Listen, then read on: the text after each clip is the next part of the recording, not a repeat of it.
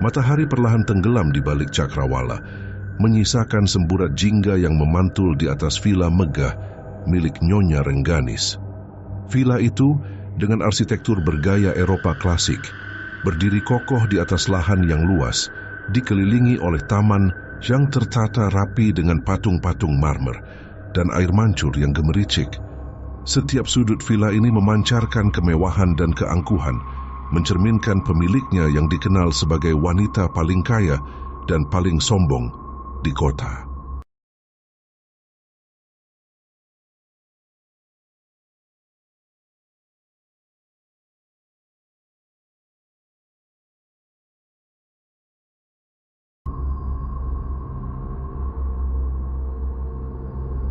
Nyonya Rengganis duduk di ruang tamu yang luas, dikelilingi oleh perabotan antik yang dipesan khusus dari Italia dan Prancis. Sofa-sofa berlapis kain sutra, meja-meja dari kayu jati pilihan, dan lampu gantung kristal yang berkilauan di langit-langit. Semua itu adalah simbol dari kekayaan dan status sosialnya yang tinggi. Di dinding, lukisan-lukisan karya pelukis ternama tergantung dengan rapi, menambah kesan elegan dan berkelas. Namun di balik semua kemewahan itu, ada sesuatu yang terasa tidak beres. Nyonya Rengganis, yang biasanya tenang dan percaya diri, tampak gelisah. Dia terus-menerus melirik ke arah pintu, seolah-olah menunggu sesuatu atau seseorang yang tidak diinginkan. Sari, pelayan setia yang telah bekerja untuk Nyonya Rengganis selama bertahun-tahun, masuk dengan langkah ringan. Dia membawa nampan perak berisi secangkir teh hijau langka yang diimpor langsung dari Jepang. "Nyonya, teh Anda," kata Sari dengan suara lembut sambil meletakkan nampan di atas meja rendah di depan Nyonya Rengganis. "Terima kasih, Sari," jawab Nyonya Rengganis singkat tanpa menoleh. Sari, yang sudah terbiasa dengan sikap dingin majikannya, hanya mengangguk dan berbalik untuk pergi. Namun sebelum dia sempat meninggalkan ruangan, Nyonya Rengganis memanggilnya kembali. "Tunggu, Sari, ada yang ingin kutanyakan," kata Nyonya Rengganis dengan nada yang lebih lembut dari biasanya. "Ya, Nyonya," tanya Sari, berhenti di ambang pintu. "Apa kau mendengar sesuatu yang aneh akhir-akhir ini?" tanya Nyonya Rengganis, mencoba menyembunyikan kecemasannya. Sari tampak bingung. "Maksud Nyonya?" "Suara-suara bisikan-bisikan di malam hari," jelas Nyonya Rengganis, suaranya hampir berbisik. Sari berpikir sejenak, kemudian menggeleng. "Tidak, Nyonya, saya tidak mendengar apa-apa. Mungkin Nyonya hanya terlalu lelah." Nyonya Rengganis mengangguk, tetapi dia tahu bahwa itu bukan karena kelelahan. Ada sesuatu yang lebih dalam yang sedang terjadi. Dia merasa bahwa villa ini, yang selama ini menjadi simbol kekuasaannya, kini terasa seperti penjara yang mencekam. Setelah Sari pergi, Nyonya Rengganis kembali terdiam, menatap kosong ke arah taman yang mulai gelap. Dia teringat akan masa lalu ketika villa ini baru saja dibangun dan suaminya masih hidup. Mereka berdua sering duduk di sini, menikmati teh sambil membicarakan rencana-rencana besar untuk masa depan. Namun, semua itu telah berubah. Suaminya meninggal secara tiba-tiba, meninggalkan Nyonya Rengganis sendirian dengan semua harta kekayaannya. Sejak itu, villa ini terasa berbeda, seperti ada sesuatu yang hilang. Tiba-tiba, suara ketukan keras di pintu depan membuyarkan lamunannya. Sari yang berada di dekat pintu bergegas membukanya. Seorang pria dengan pakaian hitam dan topi lebar berdiri di ambang pintu, wajahnya tersembunyi di balik bayangan. "Selamat sore, saya mencari Nyonya Rengganis," kata pria itu dengan suara yang dalam dan dingin. Sari, yang merasa tidak nyaman dengan kehadiran pria itu, mengangguk dan mempersilakannya masuk. "Silakan menunggu di ruang tamu, saya akan memanggil Nyonya." Pria itu masuk dengan langkah tegas, sementara Sari bergegas menuju ruang tamu untuk memberitahu Nyonya Rengganis. "Nyonya, ada tamu yang ingin bertemu," kata Sari dengan suara gemetar. "Siapa?" tanya Nyonya Rengganis dengan nada tidak sabar. Dia tidak mau menyebutkan namanya, tapi dia bilang ada urusan penting, jawab Sari. Nyonya Rengganis mengangguk dan Sari pun pergi untuk memanggil tamu tersebut. Tak lama kemudian, pria itu masuk ke dalam ruangan. Wajahnya masih tersembunyi di balik bayangan. "Selamat sore, Nyonya Rengganis," kata pria itu dengan suara yang sama dinginnya. "Siapa Anda dan apa yang Anda inginkan?" tanya Nyonya Rengganis dengan nada angkuh, mencoba menyembunyikan kegelisahannya. "Saya hanya seorang utusan dan saya datang untuk mengingatkan Anda tentang masa lalu Anda," jawab pria itu dengan senyum misterius. Nyonya Rengganis merasa tengkuknya merinding. "Masa lalu? Apa maksud Anda?" Pria itu tidak menjawab, hanya tersenyum dan menyerahkan sebuah amplop kepada Nyonya Rengganis. "Ini adalah pesan dari seseorang yang Anda kenal." Nyonya Rengganis menerima amplop itu dengan tangan gemetar. Dia membuka amplop itu dan menemukan secari kertas dengan tulisan tangan yang tidak dikenalinya. Isinya adalah sebuah peringatan tentang kutukan yang akan menimpa villa ini jika dia tidak berhati-hati. "Apa ini?" tanya Nyonya Rengganis dengan suara bergetar. "Itu adalah peringatan," jawab pria itu. "Anda harus berhati-hati, Nyonya. Villa ini tidak seaman yang Anda kira." Setelah mengucapkan kata-kata itu, pria itu berbalik dan meninggalkan ruangan, meninggalkan Nyonya Rengganis dalam kebingungan dan ketakutan. Malam itu, setelah tamu misterius itu pergi, villa megah Nyonya Rengganis terasa lebih sunyi dari biasanya. Angin malam berdesir lembut di antara pepohonan di taman, menciptakan suara yang hampir seperti bisikan. Nyonya Rengganis, yang biasanya menikmati keheningan malam, kali ini merasa gelisah. Dia duduk di ruang tamu, mencoba menenangkan diri dengan secangkir teh chamomil yang hangat. Tetapi ketenangannya terusik oleh suara-suara aneh yang seolah datang dari segala arah. "Ingatlah dosa-dosamu," bisik suara itu, lembut namun jelas, seolah-olah ada seseorang yang berbisik tepat di telinganya. Nyonya Rengganis terlonjak kaget, hampir menjatuhkan cangkir tehnya. Dia menoleh ke kiri dan kanan mencari sumber suara itu, tetapi tidak ada siapa-siapa di ruangan itu selain dirinya sendiri. Jantungnya berdegup kencang, dan dia merasa tengkuknya merinding. "Ini hanya imajinasimu," gumamnya kepada diri sendiri, mencoba meyakinkan diri. Namun, suara itu kembali, terdengar kali ini lebih jelas dan mendesak. "Ingatlah dosa-dosamu, Nyonya Rengganis." Nyonya Rengganis merasa napasnya tercekat. Dia bangkit dari duduknya dan berjalan cepat menuju pintu, berharap suara itu akan hilang jika dia keluar dari ruangan itu. Namun suara itu terus mengikutinya, seolah-olah ada yang membuntutinya. Dengan langkah tergesa-gesa dia menuju kamarnya, berharap bisa menemukan ketenangan di sana. Namun, begitu dia masuk ke dalam kamar, suara itu semakin keras dan jelas. "Dosa-dosamu akan menghantuimu." Nyonya Rengganis menutup pintu kamarnya dengan keras dan bersandar di sana, mencoba mengatur napasnya yang tersengal. Dia merasa seperti berada dalam mimpi buruk yang tidak berujung. Dengan tangan gemetar, dia meraih telepon genggamnya dan mencoba menghubungi Sari, pelayannya, yang berada di sayap lain villa itu. "Sari, cepat ke kamarku," kata Nyonya Rengganis dengan suara bergetar. Tak lama kemudian, Sari muncul di depan pintu kamar Nyonya Rengganis, terlihat cemas. "Ada apa, Nyonya? Anda terlihat pucat." "Aku mendengar suara-suara aneh," kata Nyonya Rengganis, mencoba menjaga suaranya tetap stabil. "Bisikan-bisikan yang menakutkan." Sari tampak bingung. "Bisikan? Saya tidak mendengar apa-apa, Nyonya." Nyonya Rengganis menggeleng. "Tidak, ini bukan suara biasa. Ini seperti ada yang berbisik tepat di telingaku." Sari, yang sudah terbiasa dengan sikap nyonya mudanya yang kadang-kadang aneh, mencoba menenangkan.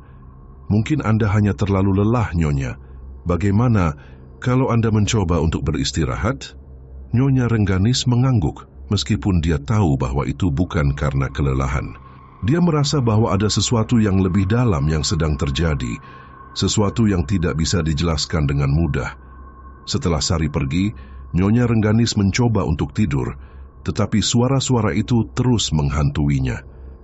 Dia terbangun beberapa kali sepanjang malam, merasa bahwa ada yang tidak beres. Setiap kali dia membuka mata, dia merasa ada bayangan gelap yang bergerak di sudut kamarnya. Tetapi ketika dia mencoba untuk fokus, bayangan itu menghilang. Keesokan harinya, Nyonya Rengganis memutuskan untuk pergi ke kota untuk bertemu dengan seorang psikolog terkenal. Dia berharap bisa mendapatkan penjelasan atas suara-suara yang menghantuinya. Dalam perjalanan ke kota, dia terus memikirkan suara-suara itu dan mencoba mencari tahu apa yang mungkin menjadi penyebabnya. Di ruang praktik, psikolog Nyonya Rengganis menceritakan semua yang terjadi. Psikolog itu, seorang wanita parubaya dengan sikap ramah, mendengarkan dengan penuh perhatian. Anda mungkin mengalami stres atau kecemasan, kata psikolog itu setelah mendengarkan ceritanya. Cobalah untuk rileks dan hindari stres. Mungkin Anda juga bisa mencoba meditasi atau yoga untuk menenangkan pikiran. Namun Nyonya Rengganis tahu bahwa itu bukan hanya stres. Ada sesuatu yang lebih dalam yang sedang terjadi, sesuatu yang tidak bisa dijelaskan dengan mudah. Setelah kunjungan ke psikolog yang tidak membuahkan hasil memuaskan, Nyonya Rengganis merasa semakin gelisah. Suara-suara misterius itu masih menghantuinya setiap malam.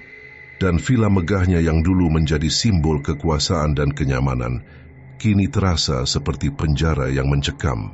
Dia merasa terjebak dalam ketakutan yang tidak bisa dijelaskan.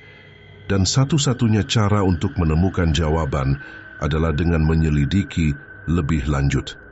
Suatu sore, ketika matahari mulai terbenam dan langit berubah menjadi warna jingga keemasan, Nyonya Rengganis menerima sebuah surat yang diantarkan oleh seorang kurir. Surat itu ditulis dengan tinta hitam pekat di atas kertas tebal berwarna krem dan hanya berisi satu kalimat. Pertemuan penting di kafe Sinar Pagi, pukul 4 sore. Ada yang harus Anda ketahui. Nyonya Rengganis merasa tengkuknya merinding. Dia tidak mengenali tulisan tangan itu dan tidak ada nama pengirim yang tertera di surat itu. Namun, instingnya mengatakan bahwa ini mungkin ada hubungannya dengan suara-suara misterius yang menghantuinya. Dengan hati-hati dia memutuskan untuk memenuhi undangan itu. Dia mengenakan gaun hitam sederhana dan selendang berwarna merah marun, lalu berangkat ke kafe Sinar Pagi yang terletak di pusat kota. Kafe itu adalah tempat yang populer, selalu ramai dengan pengunjung yang menikmati kopi dan hidangan lezat. Setibanya di kafe, Nyonya Rengganis melihat seorang wanita tua duduk di sudut ruangan, sendirian. Wanita itu mengenakan kebaya putih dengan selendang biru, dan rambutnya yang putih diikat rapi di belakang kepala. Dari ekspresinya dia terlihat tenang namun penuh wibawa. Nyonya Rengganis menghampirinya dengan ragu-ragu. "Permisi, apakah Anda yang mengirimkan surat ini?" tanyanya sambil menunjukkan surat yang diterimanya. Wanita itu mengangguk dan mempersilakan Nyonya Rengganis untuk duduk. "Ya, saya yang mengirimkannya. Terima kasih sudah datang, Nyonya Rengganis. Siapa Anda dan apa yang Anda inginkan?" tanya. Nyonya Rengganis dengan nada curiga. "Nama saya Mbok Sumi," jawab wanita itu dengan suara lembut. "Saya adalah teman lama dari mendiang suami Anda." Nyonya Rengganis terkejut. Dia tidak pernah mendengar nama itu sebelumnya, tetapi ada sesuatu dalam suara Mbok Sumi yang membuatnya merasa bahwa wanita itu tidak berbohong. "Apa yang Anda inginkan dari saya?" tanya Nyonya Rengganis, mencoba menjaga suaranya tetap tenang. "Saya datang untuk memperingatkan Anda," kata Mbok Sumi dengan serius. "Suami Anda pernah bercerita tentang sebuah kutukan yang mungkin akan menimpa Anda jika Anda tidak berhati-hati." Nyonya Rengganis merasa darahnya membeku. "Kutukan? Apa maksud Anda?" Mbok Sumi menghela napas panjang sebelum melanjutkan. "Beberapa tahun yang lalu, suami Anda terlibat dalam sebuah perjanjian dengan seorang dukun untuk mendapatkan kekayaan. Namun, perjanjian itu datang dengan konsekuensi yang mengerikan. Dia diberitahu bahwa kekayaan yang diperoleh dengan cara itu akan membawa kutukan bagi dirinya dan keluarganya." Nyonya Rengganis teringat kembali pada masa-masa awal pernikahannya, ketika suaminya tiba-tiba menjadi kaya raya dalam waktu singkat. Dia tidak pernah tahu dari mana asal kekayaan itu, tetapi sekarang semuanya mulai masuk akal. "Apa yang harus saya lakukan?" tanya Nyonya Rengganis dengan suara bergetar. "Anda harus menemukan cara untuk membatalkan kutukan itu," jawab Mbok Sumi. Jika tidak, villa Anda dan semua yang Anda miliki akan hancur. Nyonya Rengganis merasa tenggelam dalam keputusasaan. Dia tidak tahu harus mulai dari mana, tetapi dia tahu bahwa dia harus bertindak cepat. Mbok Sumi memberikan secarik kertas kepada Nyonya Rengganis. Ini adalah nama dan alamat seorang dukun yang mungkin bisa membantu Anda. Dia adalah satu-satunya orang yang saya tahu yang bisa membatalkan kutukan semacam ini. Nyonya Rengganis menerima kertas itu dengan tangan gemetar. "Terima kasih," katanya dengan suara lirih. Setelah pertemuan itu, Nyonya Rengganis merasa lebih tertekan dari sebelumnya. Dia tahu bahwa dia harus menemukan cara untuk membatalkan kutukan itu, tetapi dia juga merasa bahwa waktu terus berdetak dengan cepat. Setelah pertemuan yang menegangkan dengan Mbok Sumi, Nyonya Rengganis merasa dunianya terguncang. Villa megah yang selama ini menjadi simbol kekuasaannya kini terasa seperti beban yang mencekam. Setiap sudut villa itu yang dulu ia banggakan, kini seolah-olah menyimpan rahasia gelap yang siap untuk terungkap. Dengan perasaan was-was, Nyonya Rengganis memasuki ruang kerja suaminya yang sudah lama tidak ia masuki. Ruangan itu dipenuhi dengan buku-buku tua, peta, dan berbagai macam artefak yang dikumpulkan suaminya dari berbagai penjuru dunia. Di tengah ruangan terdapat sebuah meja besar dari kayu jati yang dipenuhi dengan tumpukan kertas dan dokumen. Nyonya Rengganis mulai mencari-cari di antara tumpukan kertas itu, berharap menemukan sesuatu yang bisa memberikan petunjuk tentang kutukan yang disebutkan oleh Mbok Sumi. Setelah beberapa saat, dia menemukan sebuah buku tua dengan sampul kulit yang sudah usang. Buku itu terlihat seperti telah berusia ratusan tahun, dengan halaman-halaman yang menguning dan teks yang ditulis tangan dengan tinta hitam pekat. Dengan hati-hati, Nyonya Rengganis membuka buku itu dan mulai membaca. Isinya adalah tentang berbagai macam ritual dan perjanjian yang melibatkan dunia gaib. Di salah satu bagian, dia menemukan sebuah catatan yang ditulis oleh suaminya sendiri. Catatan itu menceritakan tentang pertemuan suaminya dengan seorang dukun sakti yang menawarkan kekayaan tak terbatas dengan syarat tertentu. "Dengan kekayaan ini, aku akan mendapatkan segalanya yang aku inginkan," tulis suaminya dengan tulisan tangan yang tegas. Namun, dukun itu memperingatkan bahwa kekayaan ini datang dengan kutukan. "Jika aku tidak berhati-hati, kutukan itu akan menimpa aku dan keluargaku." Nyonya Rengganis merasa tengkuknya merinding. Dia terus membaca dan menemukan bahwa suaminya telah melakukan ritual untuk membatalkan kutukan itu. Tetapi, ritual itu hanya bisa dilakukan sekali dalam satu generasi. Dan sekarang setelah suaminya meninggal, giliran Nyonya Rengganis untuk menghadapi konsekuensi dari perjanjian itu. Dengan perasaan putus asa, Nyonya Rengganis menyadari bahwa dia harus menemukan cara untuk membatalkan kutukan itu sebelum terlambat. Dia mengingat kembali kata-kata Mbok Sumi tentang dukun yang mungkin bisa membantu. Dengan cepat, dia mengambil kertas yang diberikan Mbok Sumi dan melihat nama dan alamat yang tertera di sana. Dukun itu bernama Ki Jogo dan alamatnya berada di sebuah desa terpencil di luar kota. Tanpa membuang waktu, Nyonya Rengganis memutuskan untuk pergi ke sana. Dia tahu bahwa ini adalah satu-satunya kesempatan yang dimilikinya untuk menyelamatkan dirinya dan villa itu dari kutukan yang mengerikan. Perjalanan ke desa itu memakan waktu berjam-jam dan Nyonya Rengganis merasa semakin gelisah dengan setiap kilometer yang ditempuhnya. Ketika akhirnya dia tiba di desa itu, dia menemukan rumah Ki Jogo di ujung jalan, dikelilingi oleh pepohonan rindang dan semak-semak yang lebat. Nyonya Rengganis mengetuk pintu rumah itu dengan hati-hati. Seorang pria tua dengan janggut panjang dan pakaian sederhana membuka pintu dan menatapnya dengan sorot mata yang tajam. "Anda pasti Nyonya Rengganis," kata Ki Jogo dengan suara yang dalam. "Saya sudah menunggumu." Nyonya Rengganis merasa terkejut. "Bagaimana Anda tahu saya akan datang?" "Saya sudah diberitahu," jawab Ki Jogo dengan tenang. "Masuklah, kita harus berbicara." Nyonya Rengganis masuk ke dalam rumah itu yang terlihat sederhana, namun penuh dengan berbagai macam benda-benda aneh dan ramuan-ramuan yang terpasang di dinding. Ki Jogo mempersilakannya untuk duduk di sebuah bangku kayu di tengah ruangan. "Anda datang karena kutukan itu, bukan?" tanya Ki Jogo. Langsung ke inti permasalahan, Nyonya Rengganis mengangguk. "Ya, saya perlu bantuan Anda untuk membatalkannya." Ki Jogo menghela napas panjang. "Membatalkan kutukan itu tidak akan mudah. Anda harus siap untuk menghadapi konsekuensi dari tindakan Anda di masa lalu." Nyonya Rengganis merasa tenggorokannya tercekat. "Saya siap melakukan apa saja," katanya dengan suara lirih. Ki Jogo mengangguk dan mulai menjelaskan tentang ritual yang harus dilakukan untuk membatalkan kutukan itu.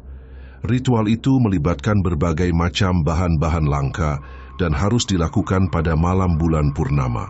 Anda harus mengumpulkan semua bahan-bahan ini sebelum bulan purnama berikutnya, kata Ki Jogo sambil memberikan daftar bahan-bahan yang diperlukan. Nyonya Rengganis menerima daftar itu dengan tangan gemetar. Dia tahu bahwa waktu terus berdetak dan dia harus bertindak cepat jika ingin menyelamatkan dirinya dan villa itu dari kutukan yang mengerikan. Malam itu, ketika bulan bersinar dengan cahaya keperakan di langit yang gelap, Nyonya Rengganis merasa ada yang tidak beres. Villa megahnya, yang biasanya tenang dan damai, kini terasa seperti tempat yang penuh dengan rahasia dan bahaya yang tersembunyi. Dia baru saja kembali dari desa tempat Ki Jogo tinggal, dengan hati yang dipenuhi oleh campuran antara harapan dan ketakutan. Setelah pertemuan dengan Ki Jogo, Nyonya Rengganis tahu bahwa dia harus segera memulai persiapan untuk ritual yang akan membatalkan kutukan itu. Namun, di tengah kesibukannya mengumpulkan bahan-bahan yang diperlukan, dia merasa ada yang mengawasinya. Setiap kali dia berjalan di lorong-lorong villa yang panjang, dia merasa ada mata yang mengikutinya dari kegelapan. "Nyonya, Anda baik-baik saja?" tanya Sari, pelayan setia yang selalu berada di sisinya, dengan nada cemas. Nyonya Rengganis tersentak kaget, tidak menyadari bahwa Sari telah berada di belakangnya. "Ya, Sari, aku hanya merasa sedikit gelisah," jawabnya, mencoba menyembunyikan kecemasannya. "Anda terlihat pucat," kata Sari dengan khawatir. "Mau saya buatkan teh untuk menenangkan diri?" Nyonya Rengganis mengangguk. "Ya, itu mungkin ide yang bagus." Sementara Sari pergi ke dapur untuk membuatkan teh, Nyonya Rengganis duduk di ruang tamu, mencoba menenangkan pikirannya yang kacau. Namun perasaan bahwa ada yang tidak beres semakin kuat. Dia mendengar suara langkah kaki yang samar-samar di lantai atas, meskipun dia tahu bahwa tidak ada orang lain di villa itu selain dirinya dan Sari. Dengan hati-hati, Nyonya Rengganis naik ke lantai atas. Langkahnya pelan dan hati-hati. Dia memeriksa setiap ruangan, tetapi tidak menemukan apa-apa. Namun ketika dia masuk ke dalam kamarnya, dia melihat sesuatu yang membuatnya terkejut. Di atas tempat tidurnya, terdapat sebuah boneka kecil yang terbuat dari kain lusuh, dengan mata yang terbuat dari manik-manik hitam. Boneka itu terlihat menakutkan, dan di sekelilingnya terdapat serangkaian simbol-simbol misterius yang digambar dengan kapur merah. Nyonya Rengganis merasa napasnya tercekat. Dia tahu bahwa ini adalah tanda-tanda dari dunia gaib, dan bahwa kutukan itu semakin dekat. Dengan tangan gemetar, dia mengambil boneka itu dan membawanya ke bawah, ke ruang tamu. "Sari, cepat kemari," panggilnya dengan suara panik. Sari bergegas datang dari dapur, membawa nampan berisi teh. "Ada apa, Nyonya?" "Lihat ini," kata Nyonya Rengganis, menunjukkan boneka itu kepada Sari. Sari terkejut melihat boneka itu. "Apa ini, Nyonya?" "Aku menemukan ini di atas tempat tidurku," jawab Nyonya Rengganis dengan napas tersengal. "Ini pasti berhubungan dengan kutukan itu." Sari tampak ketakutan. "Apa yang harus kita lakukan?" "Kita harus mencari tahu siapa yang meletakkannya di sini," kata Nyonya Rengganis dengan tegas. "Aku tidak percaya ini terjadi begitu saja." Mereka berdua mulai memeriksa villa itu lebih teliti, mencari tanda-tanda keberadaan orang asing. Namun, villa itu terlihat kosong dan sunyi, seolah-olah tidak ada yang pernah masuk ke sana.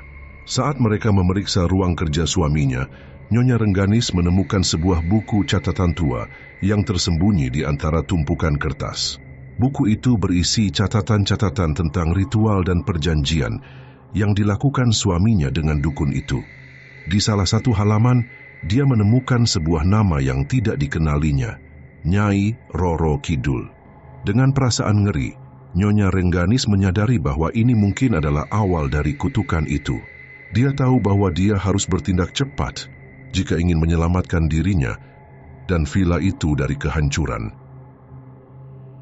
Malam itu, setelah penemuan boneka dan buku catatan misterius, ketegangan di villa Nyonya Rengganis mencapai titik tertinggi. Setiap sudut villa itu seolah-olah dipenuhi oleh bayangan-bayangan yang bergerak dan udara terasa semakin dingin, menusuk tulang. Nyonya Rengganis yang biasanya kuat dan percaya diri, kini merasa ketakutan yang luar biasa. Dia tahu bahwa kutukan itu semakin dekat dan dia harus melakukan sesuatu sebelum semuanya terlambat. Dengan tekad yang membara, Nyonya Rengganis memutuskan untuk melakukan ritual yang disarankan oleh Ki Jogo malam itu juga. Dia telah mengumpulkan semua bahan-bahan yang diperlukan dan bulan purnama bersinar terang di langit, memberikan cahaya yang cukup untuk memulai ritual. "Nyonya, Anda yakin ingin melakukan ini sekarang?" tanya Sari dengan nada khawatir. "Mungkin lebih baik jika kita menunggu sampai pagi." "Tidak, Sari," jawab Nyonya Rengganis dengan suara tegas. "Kita tidak bisa menunggu lebih lama lagi. Aku bisa merasakan bahwa sesuatu yang buruk akan terjadi jika kita tidak bertindak cepat." Sari mengangguk meskipun dia masih merasa cemas. Dia membantu Nyonya Rengganis menyiapkan altar di ruang tengah villa, sebuah ruangan yang luas dengan langit-langit tinggi dan lantai marmer yang berkilauan. Di tengah ruangan mereka meletakkan sebuah meja kayu yang telah ditata dengan berbagai macam benda-benda ritual, dupa, lilin, bunga-bunga langka, dan ramuan-ramuan yang diberikan oleh Ki Jogo. Nyonya Rengganis menyalakan dupa dan lilin, dan segera ruangan itu dipenuhi oleh aroma yang harum, namun juga sedikit mencekam.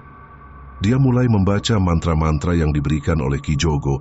Suaranya yang awalnya gemetar perlahan-lahan menjadi lebih kuat dan yakin. Namun, ketika ritual hampir selesai, sesuatu yang tidak terduga terjadi. Api tiba-tiba menyala di sekitar mereka, tetapi api itu tidak seperti api pada umumnya. Api itu berwarna biru kehijauan, dan suhunya sangat panas, lebih panas dari api biasa. Api itu seolah-olah muncul dari lantai, menjalar cepat ke arah mereka. "Nyonya, awas!" teriak Sari, mencoba menarik Nyonya Rengganis menjauh dari api. Namun api itu terus mengejar mereka, seolah-olah memiliki pikiran sendiri. Nyonya Rengganis dan Sari berlari ke arah pintu, tetapi api itu menghalangi jalan keluar mereka. Mereka terjebak di dalam ruangan dengan api yang semakin mendekat. "Apa yang harus kita lakukan?" tanya Sari dengan panik. Nyonya Rengganis mencoba untuk tetap tenang. Dia ingat kata-kata Ki Jogo tentang kemungkinan adanya serangan dari dunia gaib selama ritual. "Kita harus menyelesaikan ritual ini," katanya dengan suara tegas. "Ini mungkin satu-satunya cara untuk menghentikan api itu."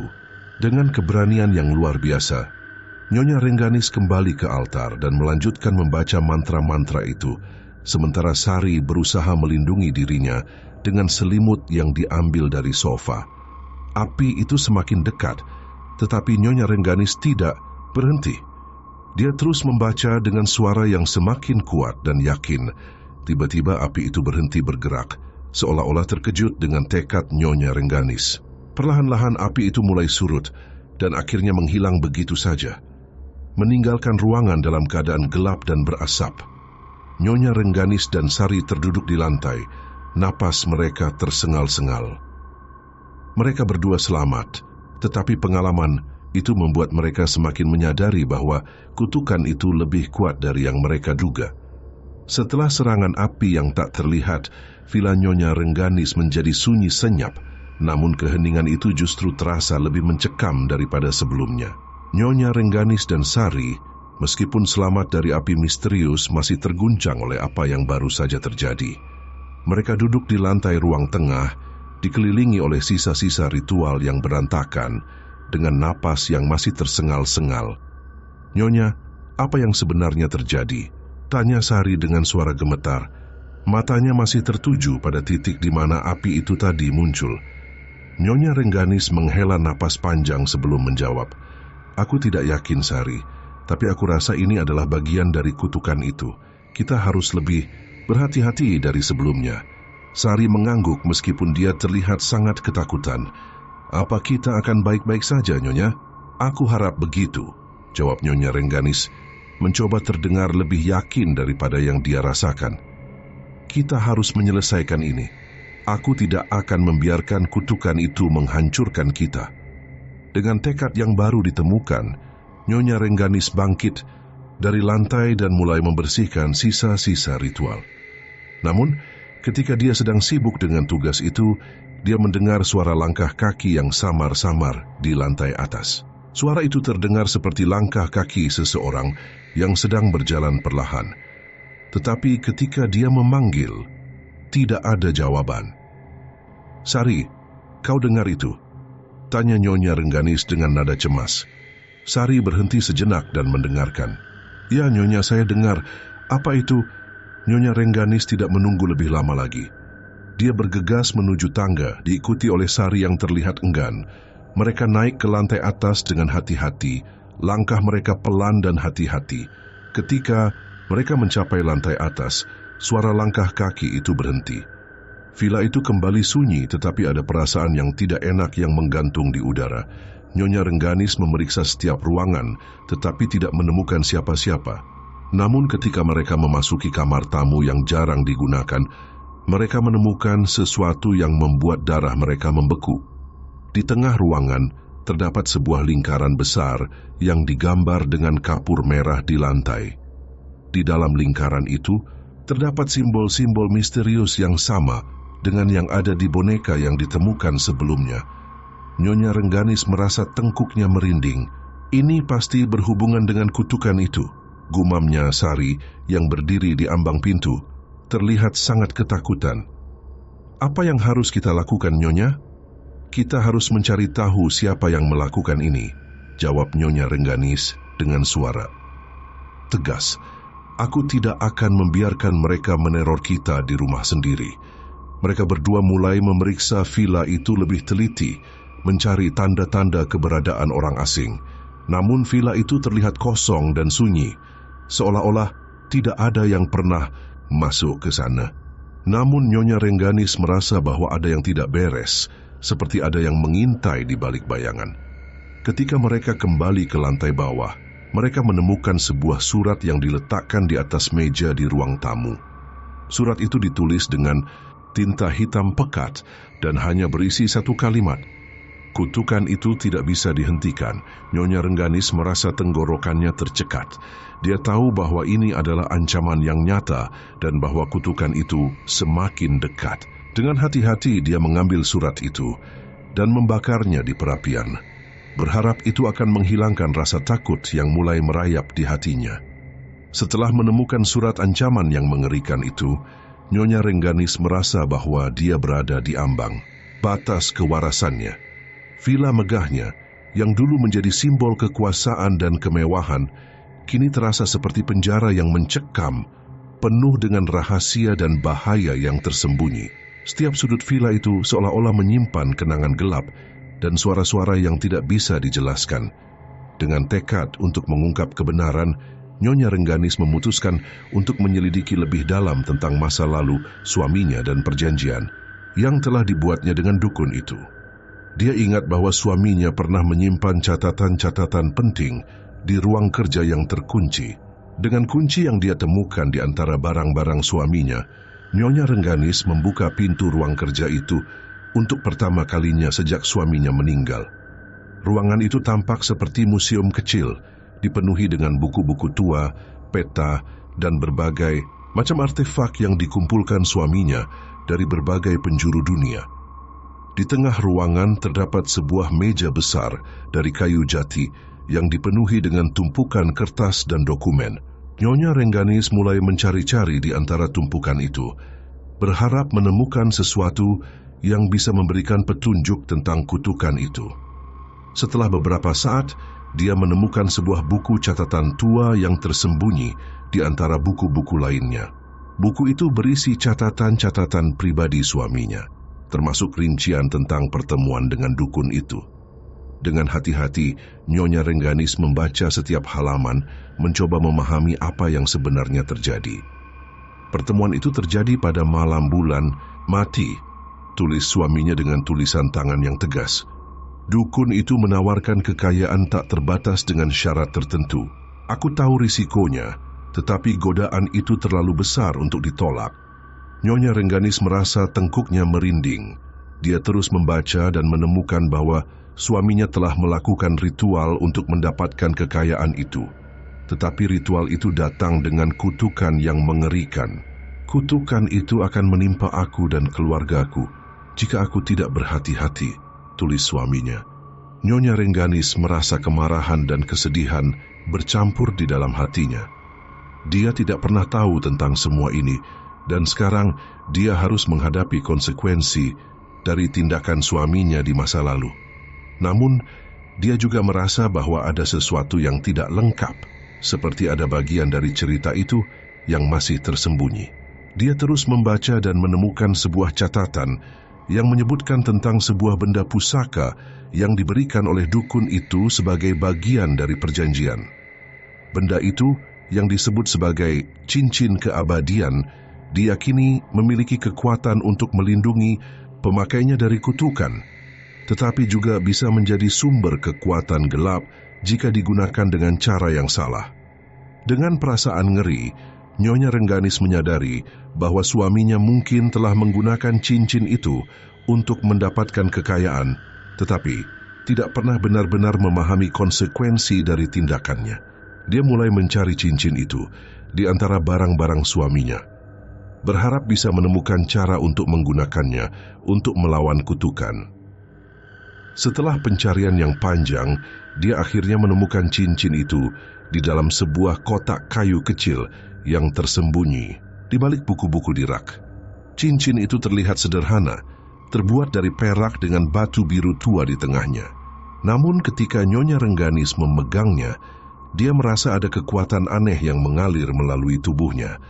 Dengan cincin itu di tangannya, Nyonya Rengganis merasa sedikit lebih tenang, tetapi dia juga tahu bahwa ini hanyalah awal dari perjalanan panjangnya untuk melawan kutukan itu. Dia memutuskan untuk mencari bantuan lebih lanjut, kali ini dari seorang ahli paranormal yang terkenal di kota itu. Dengan cincin keabadian yang kini berada dalam genggamannya, Nyonya Rengganis merasa ada secercah harapan di tengah kekalutan yang melandanya. Namun, harapan itu dibayangi oleh rasa bersalah dan penyesalan yang mendalam. Dia tidak bisa berhenti memikirkan bagaimana semua ini berawal dari keputusan suaminya di masa lalu, sebuah keputusan yang kini mengancam bukan hanya hidupnya, tetapi juga jiwa mereka. Setelah menemukan cincin itu, Nyonya Rengganis segera menghubungi seorang ahli paranormal terkenal di kota, Profesor Danang, yang dikenal karena keahliannya dalam menangani kasus-kasus yang melibatkan dunia gaib. Profesor Danang setuju untuk bertemu dengannya di sebuah kafe terpencil di pinggiran kota, jauh dari keramaian dan mata-mata yang mengintai. Ketika Nyonya Rengganis tiba di kafe itu, Profesor Danang sudah menunggu di sudut ruangan dengan secangkir kopi hitam di hadapannya. Pria itu terlihat tenang dan berwibawa dengan mata yang tajam dan penuh pemahaman. "Terima kasih sudah bersedia bertemu dengan saya," kata Nyonya Rengganis setelah duduk di hadapan Profesor Danang. "Tentu saja, Nyonya Rengganis," jawab Profesor Danang dengan suara yang menenangkan. "Ceritakanlah apa yang terjadi." Nyonya Rengganis mulai menceritakan semua yang telah terjadi, mulai dari suara-suara misterius, serangan api yang tak terlihat, hingga penemuan cincin itu. Profesor Danang mendengarkan dengan penuh perhatian, sesekali mengangguk dan mencatat sesuatu di buku kecil yang dibawanya.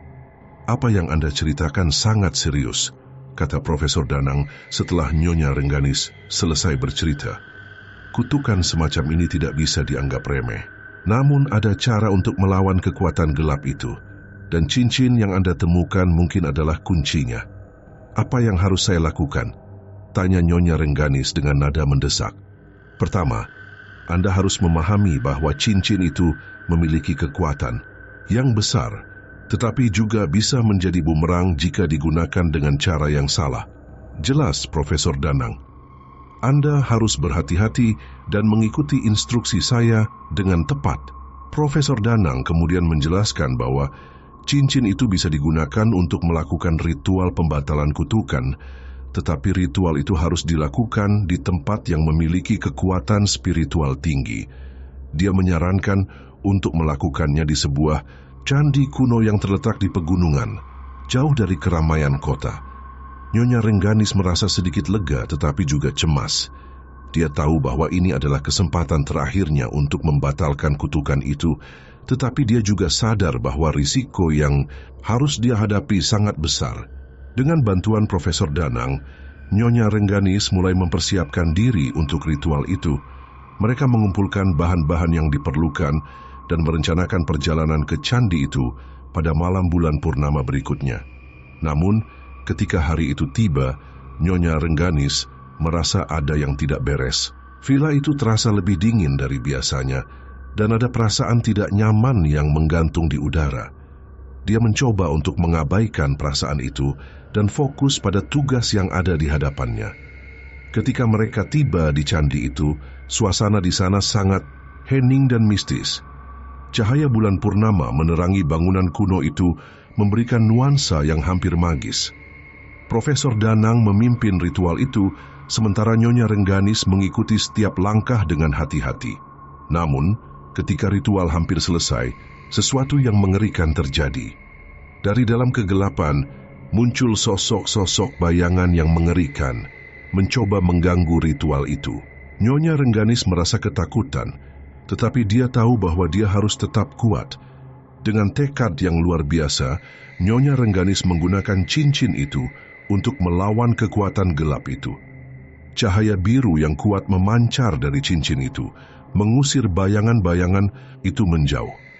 Ritual itu akhirnya selesai, dan Nyonya Rengganis merasa beban berat yang selama ini menghimpitnya mulai terangkat. Namun, penyesalan itu masih ada. Nyonya Rengganis tahu bahwa dia tidak bisa mengubah masa lalu, tetapi dia berjanji untuk belajar dari kesalahan-kesalahan itu dan menjalani hidup dengan lebih bijaksana di masa depan. Setelah ritual yang menegangkan di candi kuno itu, Nyonya Rengganis merasa beban yang selama ini menghimpitnya mulai terangkat. Cahaya bulan purnama yang menerangi candi itu seolah-olah memberikan harapan baru, dan dia merasa bahwa kutukan itu akhirnya telah berhasil dibatalkan. Namun meskipun rasa lega mulai merayap masuk ke dalam hatinya, ada sesuatu yang masih terasa tidak lengkap, seperti ada bayangan gelap yang masih mengintai di sudut-sudut pikirannya. Keesokan harinya, Nyonya Rengganis kembali ke villa megahnya dengan perasaan yang campur aduk. Villa itu yang dulu terasa seperti penjara kini terlihat berbeda. Ada secercah cahaya matahari yang masuk melalui jendela-jendela besar, memberikan kehangatan yang belum pernah dia rasakan selama berbulan-bulan. Namun, di balik semua itu, ada perasaan tidak nyaman yang masih tersisa. Sari, pelayan setia yang selalu berada di sisinya, menyambutnya dengan senyum hangat. "Selamat datang kembali, Nyonya. Bagaimana keadaan Anda?" "Aku merasa lebih baik, Sari," jawab Nyonya Rengganis dengan senyum kecil. Sepertinya semuanya sudah berakhir. Namun kata-katanya itu segera dibantah oleh kenyataan yang pahit. Malam itu ketika dia sedang bersantai di ruang tamu, dia mendengar suara-suara aneh kembali terdengar. Suara itu awalnya samar, tetapi perlahan-lahan menjadi semakin jelas, seperti bisikan-bisikan yang datang dari segala arah. "Apa ini?" gumam Nyonya Rengganis dengan napas tertahan. Dia bangkit dari duduknya dan mulai memeriksa villa itu, tetapi tidak menemukan apa-apa. Namun suara itu terus mengikutinya, semakin keras dan mendesak. "Kutukan itu tidak bisa dihentikan," bisik suara itu. Nyonya Rengganis merasa tengkuknya merinding. Dia berlari ke kamar tidurnya dan mengunci pintu, berharap suara itu akan hilang. Namun suara itu semakin keras, dan dia merasa ada yang tidak beres. Villa itu terasa semakin dingin, dan ada aura gelap yang mulai menyelimuti ruangan itu. Tiba-tiba, api kembali muncul, kali ini lebih besar dan lebih ganas dari sebelumnya. Api itu menyala di seluruh villa, dengan cepat menyebar ke setiap sudut. Nyonya Rengganis terkejut dan panik, mencoba mencari jalan keluar, tetapi api itu seolah-olah mengurungnya. "Sari, Sari!"